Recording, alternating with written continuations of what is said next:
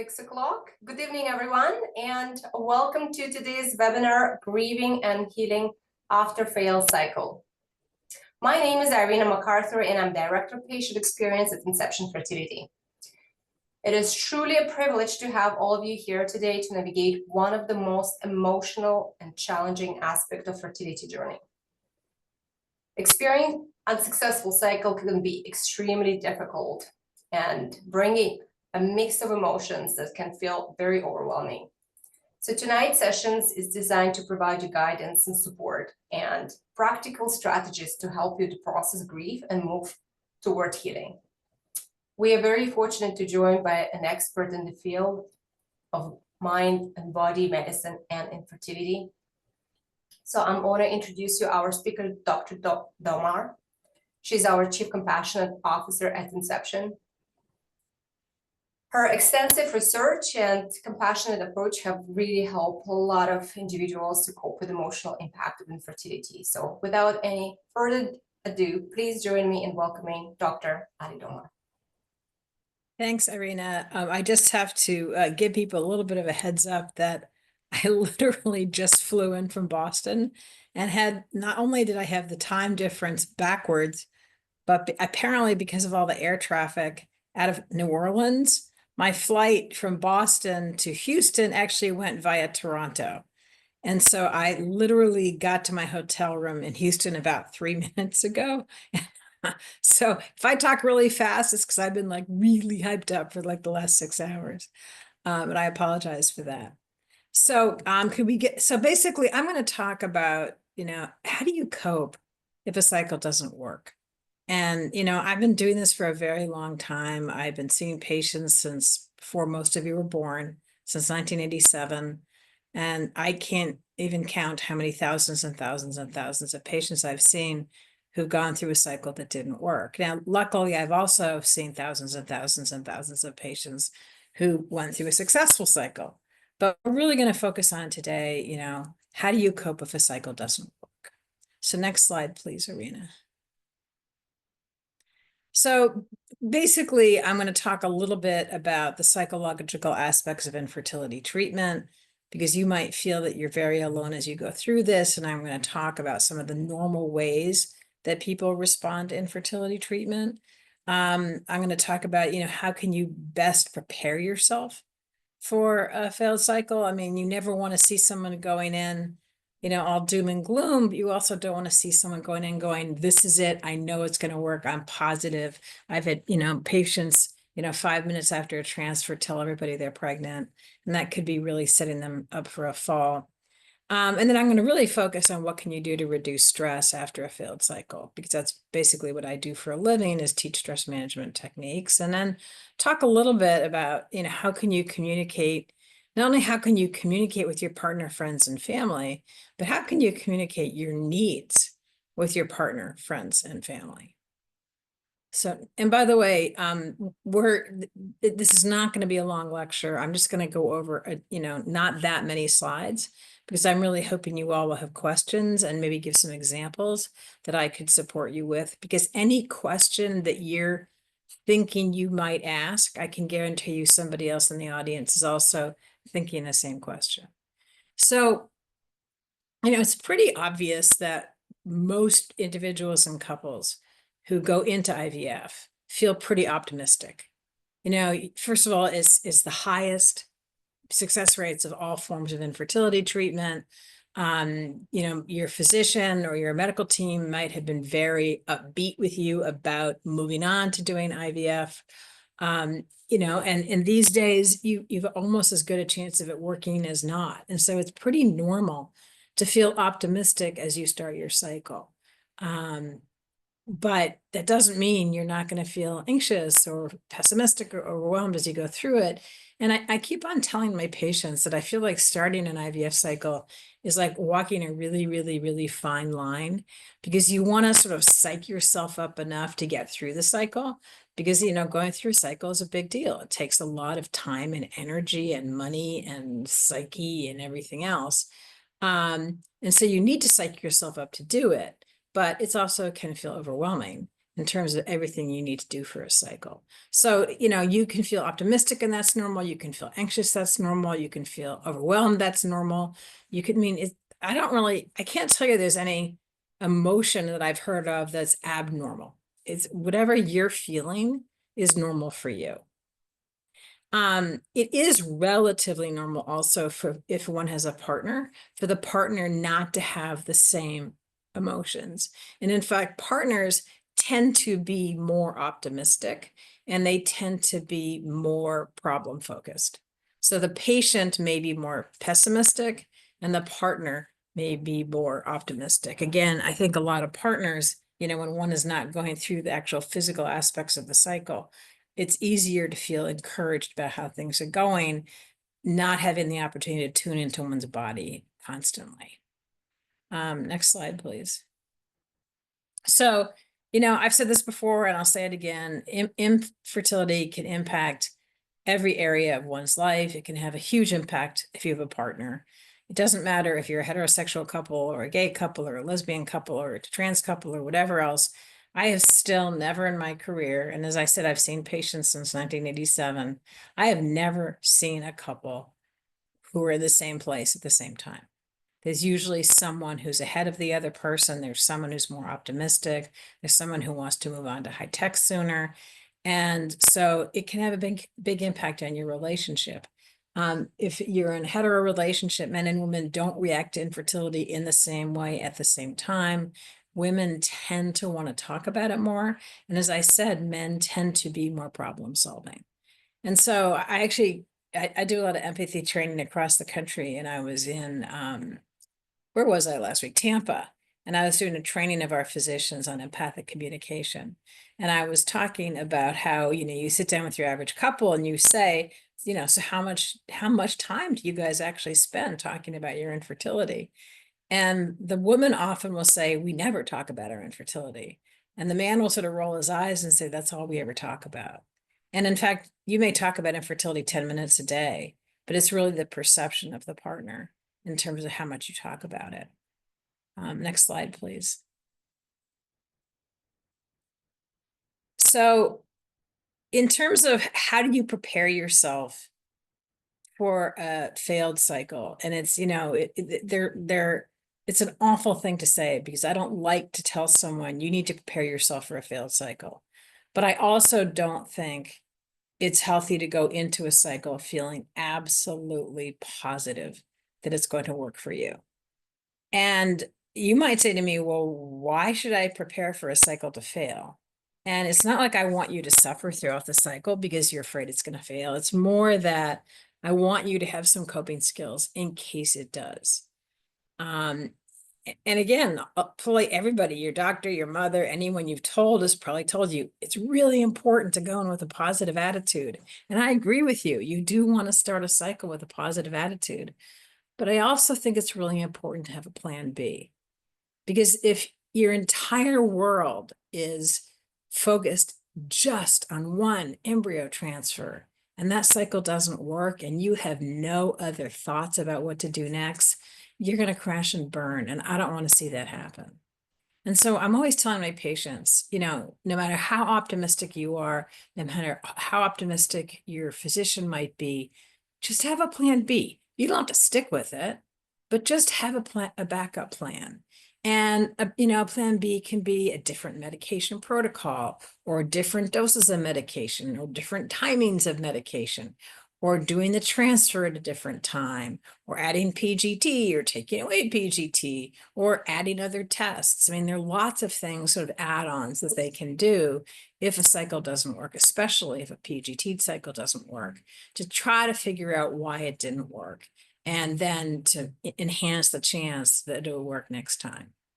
And you also have to remember that 1 or 2 or even 3 failed transfers does not mean IVF is not going to work for you. There's actually been a fair amount of data that shows that after at least 3 fresh cycles, your chances are equal. And so, doing 1 or 2 transfers, I'm not going to tell you that I think you should do 10 transfers because that would take a huge emotional toll on you. But if 1 or 2 don't work, please don't assume it's not going to work for you. It's really about your physician and your medical team finding sort of the right recipe for your body, especially if you're doing PGT, to figure out what meds are the best meds for you, figure out which timing and meds make your uterine lining as fluffy as you can, to just get all that synced up so that it works exactly right for you. Next slide, please. So the one thing I think it's really important to remember is there's no one right way to cope. And the way you are coping is the right way for you. And the way your partner is coping is very likely the right way for them. And so if you have a coping, technique, both of you may have different reactions to it. And so it's really important that you respect how you're coping and your partner and you respect how your partner's coping. And, again, I've seen hundreds and hundreds of couples who get kind of annoyed because their partner is not coping the way they are. They want the partner to be more like them. And that's not really very fair because you're coping the way you need to cope and your partner is coping the way your partner needs to cope. And if feeling really pessimistic and doom and gloom is the way you need to be, then that's the way you need to be.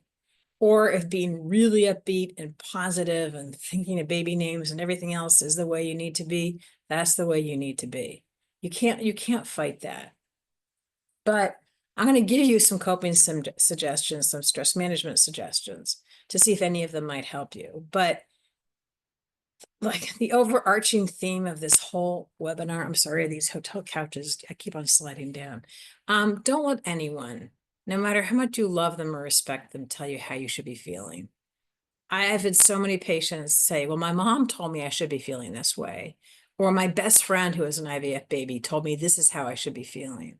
Or even my partner said they're disappointed in me that I'm not feeling a different way. You can't make yourself feel a different way. How you're feeling right now is the way you need to feel. But there are lots of very normal reactions. So if you've gone through a negative cycle, if you've had the embryo transfer and you've had the negative pregnancy test, there are lots and lots and lots of normal reactions. I've had patients not get out of bed for 3 days. I've had patients cry for 3 days. I've had patients, the minute they get the negative beta, start calling the clinic constantly to make an appointment, to move ahead, to schedule the next fresh cycle or schedule the next transfer or schedule the next test. I've had patients pick fights with others. I have a lot of patients who are not speaking to a lot of their friends and family members. It's really normal to feel antisocial. It's normal to feel hypersocial. And it's also normal is to crave sweet or salty foods, especially as you come off all these meds. So the takeaway from all this is pretty much any way you're feeling is normal. I mean, obviously, if you feel like you're a danger to yourself or somebody else, you need to go to the emergency room because you are having hormones coming down pretty quickly. But otherwise, anything else that I've described here, there are lots of ways one feels after a negative cycle. And the good news is you're slowly going to get better. You might feel like right now you can't even think of seeing your doctor again or walking in the door of the clinic or anything else. But, it's amazing how resilient the human brain and body really is. Next slide, please. So there are a bunch of things you can do. I really like suggesting to my patients that they talk to someone they love and trust who's been through this. And that means, if you've had a couple of negative transfers, if you know someone who's had a couple of negative transfers and maybe then success, maybe that's a good person for you to talk to. I always think someone who's had a pregnancy loss, it's just really helpful to talk to somebody else who's had a pregnancy loss. But if you can find someone who has personal experience in terms of what you're going through, talk to them. Because you might love your partner more than anything in the world. You might love your mother or your sister or your best friend more than anything in the world. But if they haven't been through infertility, if they haven't been through IVF, if they haven't been through a negative transfer, they may not really know what to do or say. They may inadvertently say things that bother you. And so try to talk to someone. And you could even ask one of your nurses, like, hey, do you have somebody who's been through this who you think I could talk to? And obviously, there are 703 mental health professionals in this country who are specifically trained in counseling people who are going through reproductive crises. Follow your instincts. I said this to a patient a couple days ago, who was in crisis, and I said, every morning before you get out of bed, I want the very first thought you have to be, what do I need? Like, do I need to take a walk? Do I need to bake brownies? Do I need to binge on Suits? Do I need to watch, oh gosh, what's the Christmas movie that everybody watches every year? I can't, oh God, what's that movie? I just watched it over Christmas. Anyway, the ones where they have lots of, it's with, oh God, Hugh Grant, and he's the Prime Minister of England. Anyway, rewatch a movie for the 10th time. It doesn't matter what you do, just think about what you need. Journal, read a funny book, watch a sad movie. Sometimes if you're feeling really sad and you just can't get the grief out, watching a sad movie will actually do that for you. You do also need to remember that what your partner needs may not be what you need. And all the suggestions of family and friends might just not feel right. So they might say, go out to dinner with your partner. Or they might say, go to the movies and distract yourself. Or they might say, book a vacation, which are all great suggestions, but they may not be the right ones for you. So people are going to probably make suggestions for you, and you need to think about, like, I wonder if that is something that will make me feel better. And you might need to try a few things which sound at least a little bit appealing. And so you find something that actually works at least a bit. And you might find tomorrow watching Suits is a really good thing for you. And the next day going for a walk works better for you. But the number one thought you need to have every day when you wake up is, what do I need? What do I need today? What might make me feel better today? Next slide, please. So there have been hundreds and hundreds of different studies looking at the impact of psychological interventions. And this is one of my main areas of research. And basically they've shown is that if you take, 100 women and half of them go through a psychological intervention and half of them don't, the women who go through the psychological intervention tend to be less depressed, they're less anxious, they're less angry, they're less isolated. And so it's a good idea. You can look at look at your clinic and see if they have psychological interventions. In fact, if you're a Prelude patient, we have this really cool fertile yoga program. Actually, maybe that's not the title of it. Anyway, it's a really cool yoga program, which is like half fertility yoga and half support group. It's all remote. And so that you learn lots of different yoga techniques, which make you feel more relaxed and less anxious, but you also get a chance to be with women who know exactly how you feel. So if you have a chance to participate in some kind of psychological intervention, and there's more and more data coming out every day, I would definitely do that. Next slide, please. The research has also shown, and this is also, I've done a bunch of randomized controlled trials on this, is the research shows that women who receive some kind of psychological intervention also tend to have higher pregnancy rates. And so if you've just had a cycle not work, tragically, and you're planning to do another fresh cycle, and you're planning to do another transfer, you might want to hold off for a month or two and see if you can enroll in some kind of psychological intervention just to bring down your level of pain. Because if you're less anxious and less depressed and have better coping skills, there's actually a pretty good chance you'll increase your chances of getting pregnant. And then the three randomized controlled trials that I've done, the women who did the mind-body groups had between double and triple the pregnancy rates of women who were in the control groups. So those are, as opposed to a 20% pregnancy rate, they had a 50% pregnancy rate. And we did one study on an online intervention, and the women who did the online intervention quadrupled their pregnancy rate. So if you have a chance to do something, whether it's the Prelude Yoga program or a Resolve support group or anything through your clinic, I would strongly advise you to do that. Next slide, please.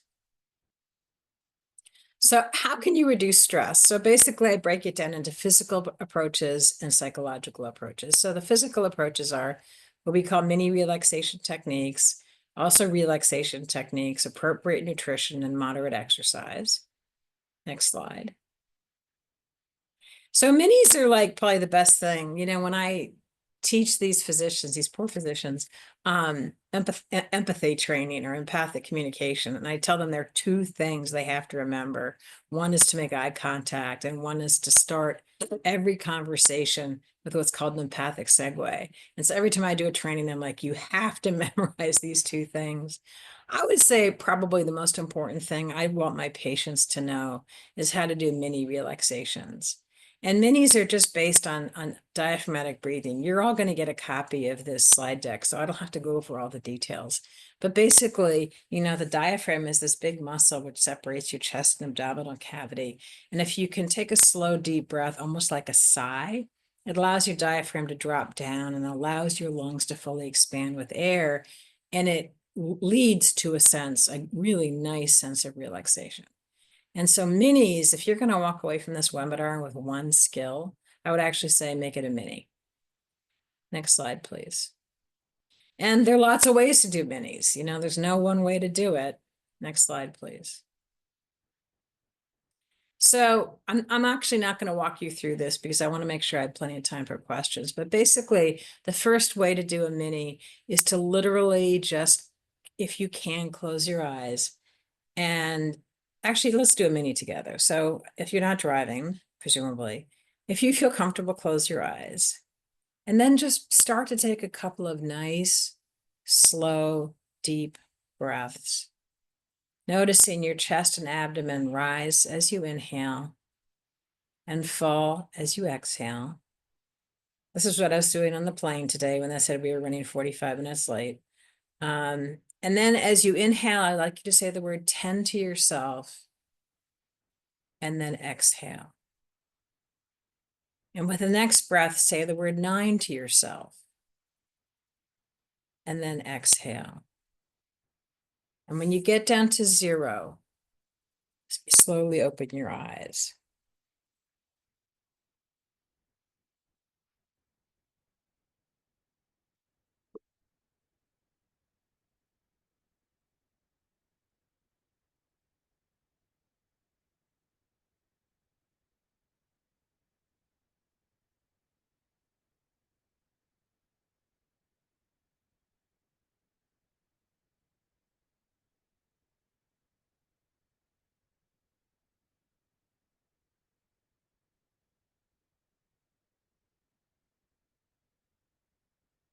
So hopefully you feel a little bit more relaxed than you did 10 breaths ago. And that's just a mini. You can do a mini anywhere, anytime. You take your lungs everywhere you go. Next slide, please. So this one is again, I'm not going to go over all of them. This one is just better if your mind tends to race like mine does. So this time as you inhale, you just count from 1 to 4. And as you exhale, you count back down from 4 to 1. And you just do that for at least 3 or 4 times. And again, that will bring a sense of relaxation. Next slide. This third mini, you just take a slow, deep breath, hold it for a count of 3, exhale. Hold it for a count of 3, inhale, hold it for a count of 3, exhale, hold it for a count of 3. Next slide, please. So the question you might ask is, when should you do a mini? Well, whenever you think of it. I mean, honestly, there are 2 different times to do a mini. One is when you tune into the fact that you need it. When you tune into the fact that you're feeling anxious. So while you're driving or while you're sitting in the clinic waiting for an appointment, before going to the bathroom the last week of your cycle, you know, before. Just tune in, constantly ask yourself, how am I doing? Am I anxious? Do I need to do it a mini right now? And then the other one, which is a little harder, is to start identifying situations which make you anxious and do a mini ahead of time. So if you don't like to drive, before you turn on the ignition, when you see traffic ahead, like I just did, um, before, during, an ultrasound, a blood test, an injection, they're incredibly useful as you go through the stimulation phase of your cycle for all injections, for blood tests, for vaginal ultrasounds. Before you pick up the phone to call the doctor, before you check the portal to check test results, and before you check social media. So before you do any of those things, do a mini. Next slide, please. So in general, there are thousands of relaxation techniques. I used to work with Herb Benson, who was like the father of behavioral medicine, and he came up with the term the relaxation response, which is the physical opposite of the fight or flight response. And what he showed is if you do any of a different variety of different relaxation techniques, it'll elicit the relaxation response. And you can meditate, you can do progressive muscle relaxation, you can do deep breathing, you could do mindfulness, you could do imagery, you could do yoga. What I do actually with our employees at Inception is we all got them the app Calm, because it's just a lot easier to start doing some relaxation technique by having someone else's voice guide you through it. I've been doing this for 40 years. I still use the Calm app just because it's easier to have somebody walk me through it. Next slide, please.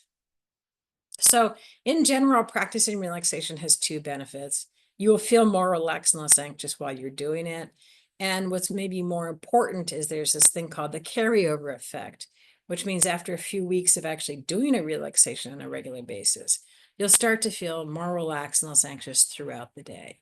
You're going to start sleeping better. Your headaches are going to get better. Your palpitations may get better. You'd be less irritable. You're just going to feel better throughout the day. And that's actually what we're really going for, to get that carryover effect. Next slide, please. So as I said, the symptoms of the carryover effect include, as I said, sleeping better. I've had so many patients, I can't say cure their migraines, but get far fewer and less intense migraines. It's really great for gastrointestinal issues. We actually have data showing it decreases PMS, less shortness of breath. But the key with doing any of these relaxation techniques is that you have to find a technique which works for you. Not everyone can meditate or enjoy yoga. I personally don't like meditation or yoga, but I like progressive muscle relaxation, and I like imagery, and I like autogenic training. And again, that's why these apps like Happify and Insight Timer and Calm have thousands of people walking you through different relaxation techniques. You can even choose ones with people leading them with British accents, which I think is really pretty sexy. But it's just really important to try to incorporate some form of relaxation into your day. Next slide, please. So, there are probably 100 books a day written about nutrition and fertility, and 99% of them have absolutely no data whatsoever behind them. They're no bad foods. There's, pineapple is not going to make you miscarry. Raspberry tea is not going to make you have twins. There are no magic diets that increase fertility. There's no magic formula here. The goal is to eat good food as much of the time as you can.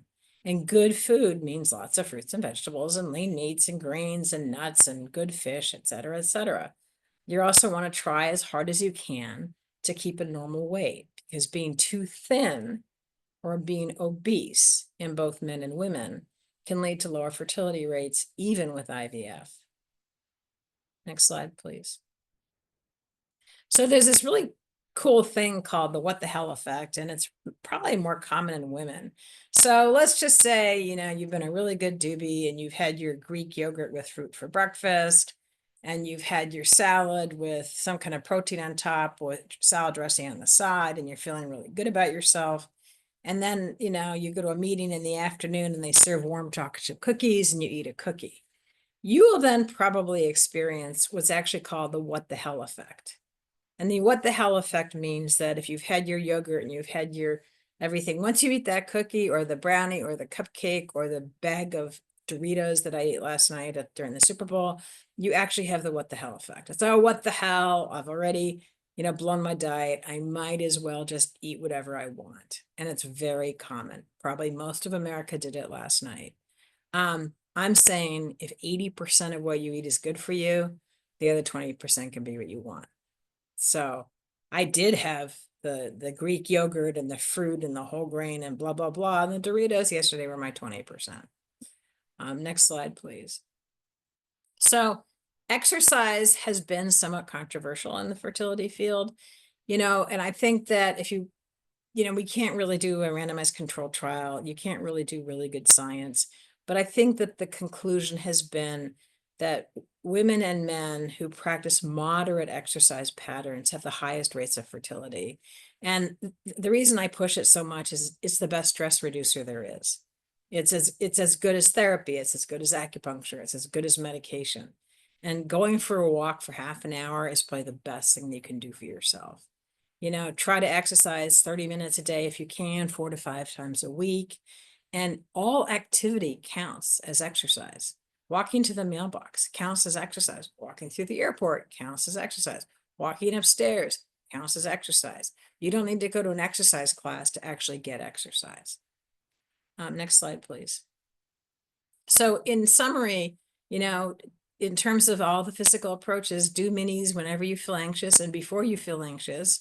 Try to do some regular relaxation practice, ideally every day at least. Follow the 80-20 eating plan, where if 80% of what you eat is the good stuff, the other 20% can be what you want. And try to incorporate some form of moderate exercise into your day-to-day life.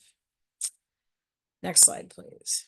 So some psychological approaches to dealing with a negative cycle. One is challenging automatic negative thought patterns. One is social support. One is healthy ways to express emotions, self-nurturance, and battling perfectionism. Next slide, please. So most people who are going through infertility, and especially people who've had a negative cycle, have a lot of negative thought patterns that play over and over and over in their heads. I'll never have a baby. The infertility is all my fault. My partner's going to leave me. I'm being punished. These are all things I've heard from so many patients over the years. And these are really, really common automatic negative thought patterns. Next slide. But almost all these thoughts that play over and over in our heads are wrong. They either stem from things people have said to us in the past, or it's our fear speaking. It's our fear being expressed. And so if you've had this negative thought, I'll never have a baby, well, clearly you wouldn't be doing all this if your physician has told you you're never going to have a baby. So you want to ask yourself when you have this thought, does this thought contribute to your stress? Where did you learn this thought? Is this a logical thought? And is this thought true? Next slide, please. So again, the most common is I'll never have a baby.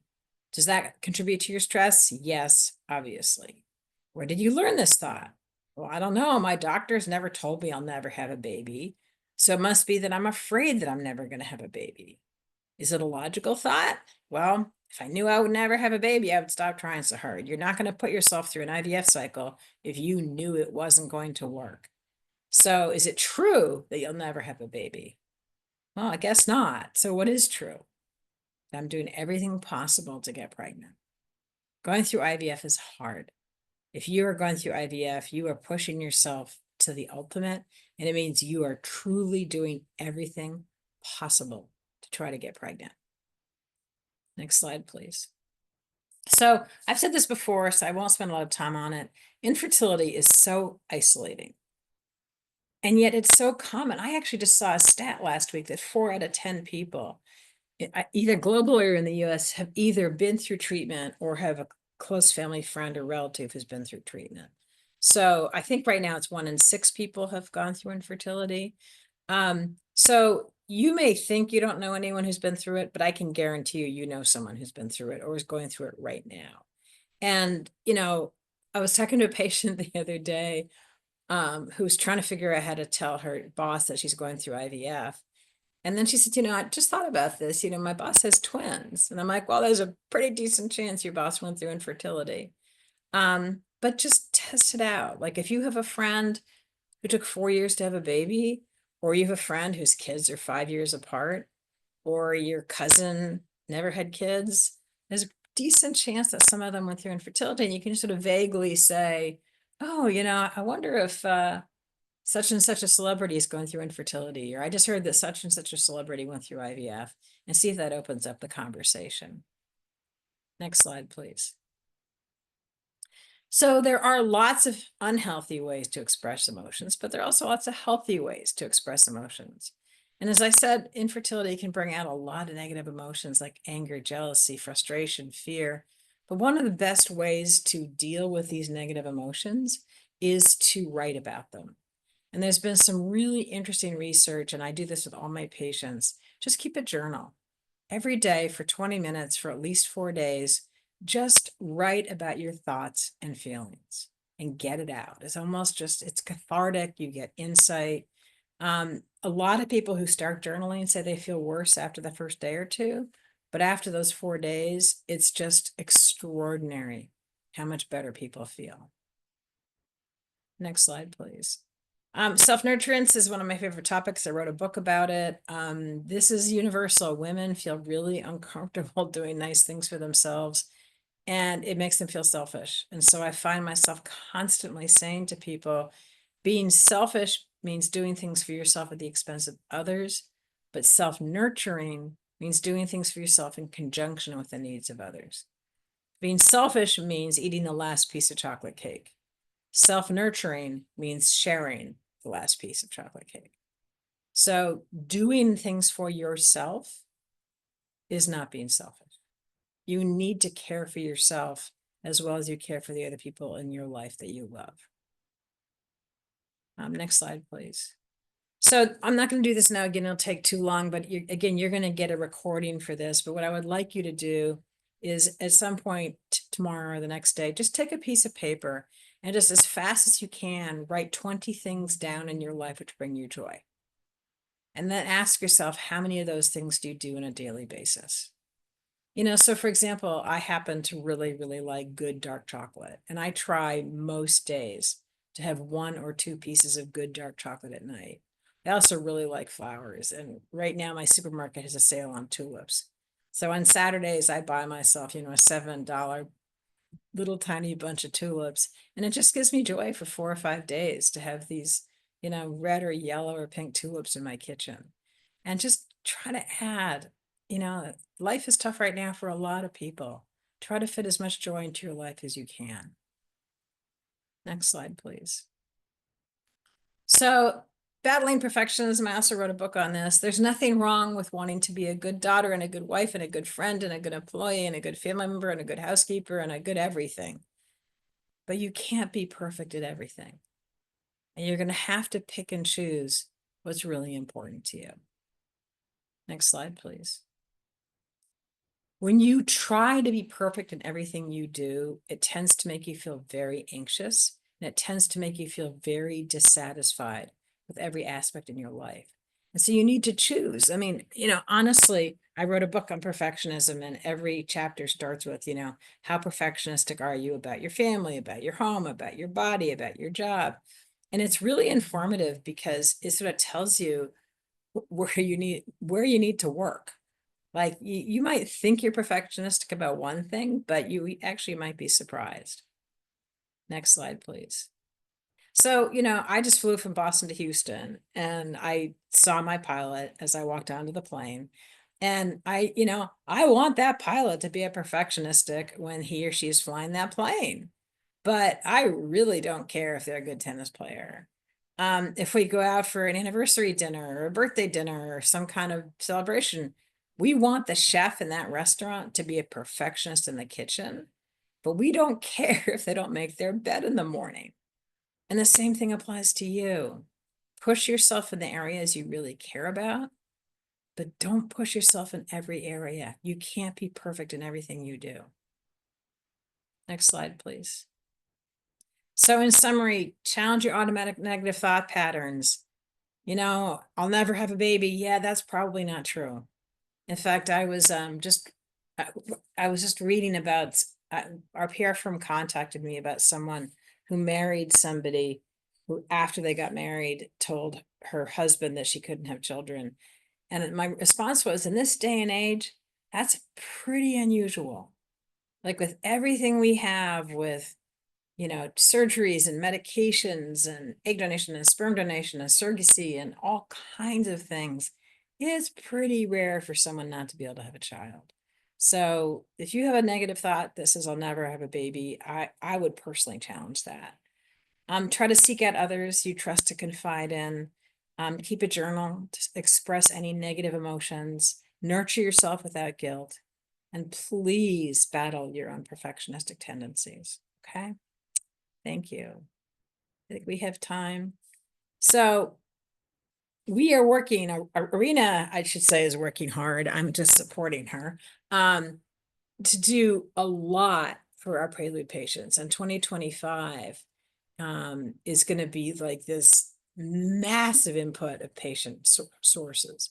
And so I just want to describe a few of them. So right now, the best place to find them is on the prelude.com website. But I think by the summer, they're going to be, if you're a prelude patient, if you're at one of our clinics, they'll be accessible on your app.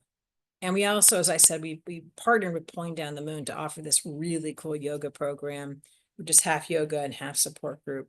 And I wrote down, Arena, can you please put the link here? Arena, can you please send the Yes, link? absolutely. We will send it out the link after the webinar. We'll share the link for the yoga. Okay. And I believe that Prelude patients get a third off of the cost of the program. And I actually a couple weeks ago actually listened to the comments people, or either listened or read the comments that people made about the program. And the most interesting ones were people were saying, I didn't want to be a part of a group.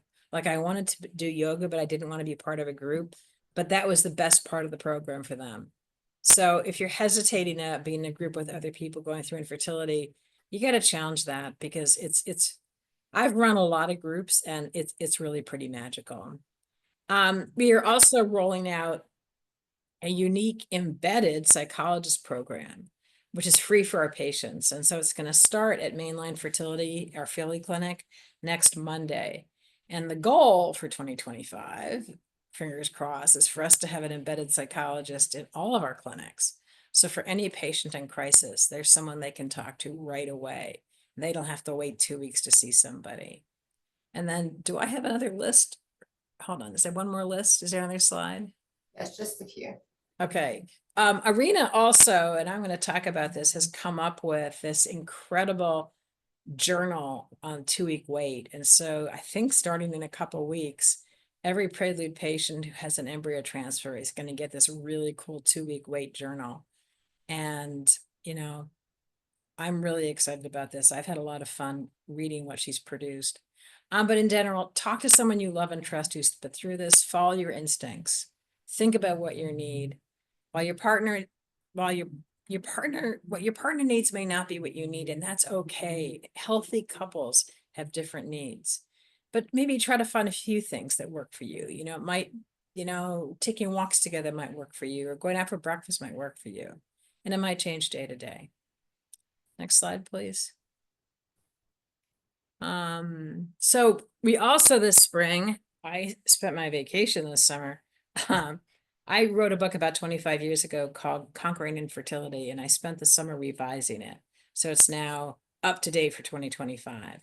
And all new patients who come to a prelude clinic are going to get a copy of Conquering Infertility. And as I said, Irina has created this incredible handbook for the 2-week wait, which will be given to all patients after their transfer. And then we're hoping to have another handbook coming out later this spring on pregnancy loss. And again, thank you, Irina, because you give me credit for doing these things, but you do most of the work. Oh, thank you, Ali. I think that's our last slide. Yeah, I'm more than happy to answer any questions. Yes, so we do have a few questions, Ali. The first question, how do I know if what I'm feeling is normal grief or something more serious like a depression? That's actually a really, really good question. I think that you can go online and actually take they're free online depression scales that you can take, and like depression screening tools. And so what I would just do is maybe go online and take a few of them and see how you do. It's normal to be depressed after an IVF cycle fails. It's not normal to stay depressed for weeks and weeks and weeks and weeks after a cycle fails. Your physician and your nurse and the whole team is really good about giving you a sense of how they think you're doing. But you can also go to the American Society of Reproductive Medicine. So ASRM.org has 703 mental health professionals. So it's the mental health professional group, and they're individuals, most of their psychologists and master's level therapists in every state in the US and all over Canada. The Canadian Fertility Society has the same thing, who are experts in working with people who are going through this. Don't do it alone. You know, again, I'm biased, I'm a therapist, but I really think that if you're really struggling, you need to talk to someone and get some coping strategies specific for you. Wonderful. Thank you, Ali. Our next question, is there evidence to suggest taking antidepressant or anti-anxiety meds during a cycle can negatively or positively affect fertility results? So the answer to the question is we do not know. Because no one is willing to do a randomized controlled trial looking at the impact of antidepressants or anti-anxiety drugs on women who are trying to get pregnant. So my feeling is if you're extremely depressed and nothing has worked for you, then maybe go on medication for a little while, do therapy, stabilize, and then maybe taper off the meds as you cycle. I'm a big believer in cognitive behavior therapy. I'm a big believer in mind-body interventions. I can tell you the data on treating depressive symptoms and treating anxiety symptoms is really impressive. We are going to be conducting 2 huge randomized controlled trials, actually 3 probably in 2025. One is an FDA trial, looking at different psychological interventions to decrease anxiety and depression as people go through. So I'm still looking for the magic bullet, but I could tell you right now that the best data is cognitive behavior therapy and mind body. Those have the most efficacy in terms of reducing anxiety and depression. But if you have thoughts of harming yourself or you really can't get out of bed, you need to talk to your physician about medication, even temporarily. Thank you, Ali. So next question, you briefly touched on that subject during your presentation, but what shall I do if my partner and I are coping with this in completely different ways? You know, it's so frustrating because you feel like if you love somebody, you guys are supposed to cope the same way. I've never seen it. You know, as I said, women tend to be more emotive, men tend to be more problem solving. I think that might be a good time to see a therapist who's so comfortable dealing with members of a couple who have such different methods of coping. Because you feel you're doing it the right way, your partner feels they're doing it the right way. And maybe at the very least, you need to ask each other, you know, what do you need? And see if you can just try to meet each other's needs in ways that may sound foreign to you, but might work for them. Thank you. Our next question is, how do I set boundaries with friends and family who don't understand what I'm going through? I would actually send them to resolve.org because resolve.org is the National Infertility Organization, and they have a ton of information for family and friends. And I think they just it's not your responsibility to educate your family and friends. It's your family and friends' responsibility to educate themselves. So I would send them either to resolve.org or asrm.org, where they can get a lot of information about infertility, and then they'll stop asking you stupid questions. Thank you, Ali. Our next question is, when is the right time to consider trying another cycle, and how do I know if I'm emotionally ready? Well, you know, the definitive answer is, you know, physiologically, when your physician says your body is ready to do another cycle. I mean, that's one thing. You know, obviously, for example, if you had like a chemical pregnancy in the past, they have to wait until your blood work is normal. You know, I'm a big believer in gut feelings. Like, I think you're going to know when you're ready.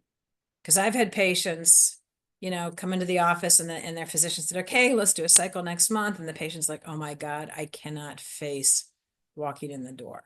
I cannot face a shot right now. I need more time. Or I've had patients say, let's go, let's go, let's go, let's go, let's go, hurry up, let's get insurance approval. So I think I can't tell you what's right for you. I can just tell you to follow your gut. I think you will know. Okay, thank you, Ali. Our next question, how can I approach answering or avoiding thinking about the existential, why is this not happening for me?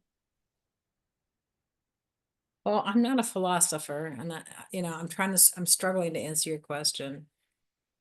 And my answer actually is a bad word, so I probably can't say it.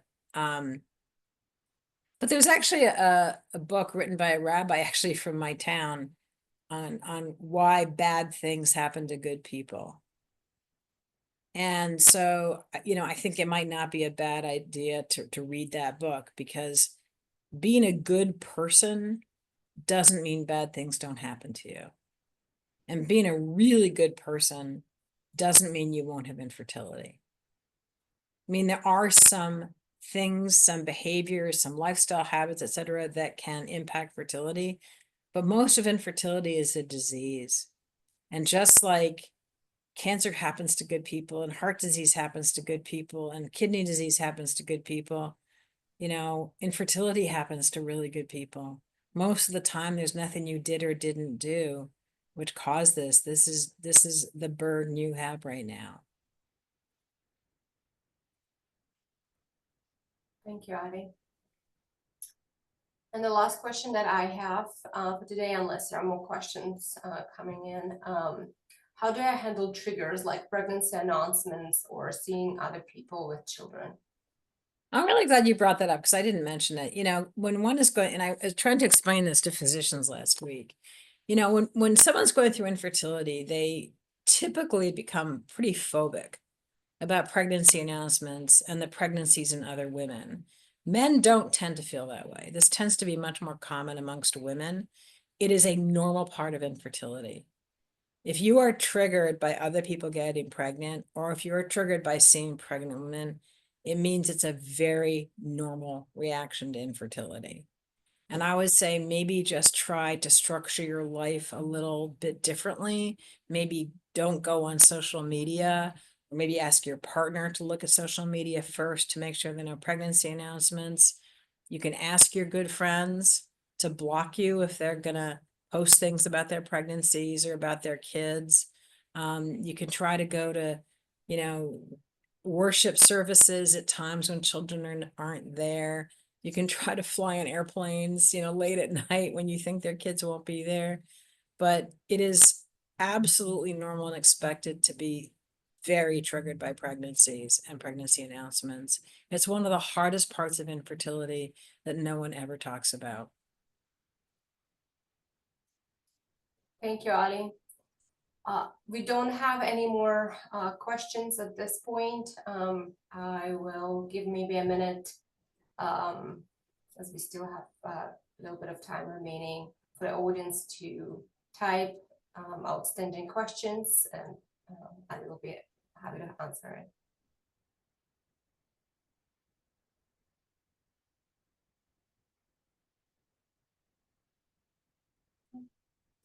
Well, thank you very much for your time today. Ali, it was truly a pleasure connecting with you today. Thank you for conducting this webinar. I know that it was extremely stressful for you to getting on time for. Even I was stressed out of my mind. It takes a lot to stress me out of my mind. But we will be happy to send out the link for yoga, and you will all receive recording for the webinar. Thank you once again for joining us. Thank you, Rena. Thanks so much, everybody. Bye-bye. Thank you. Goodbye.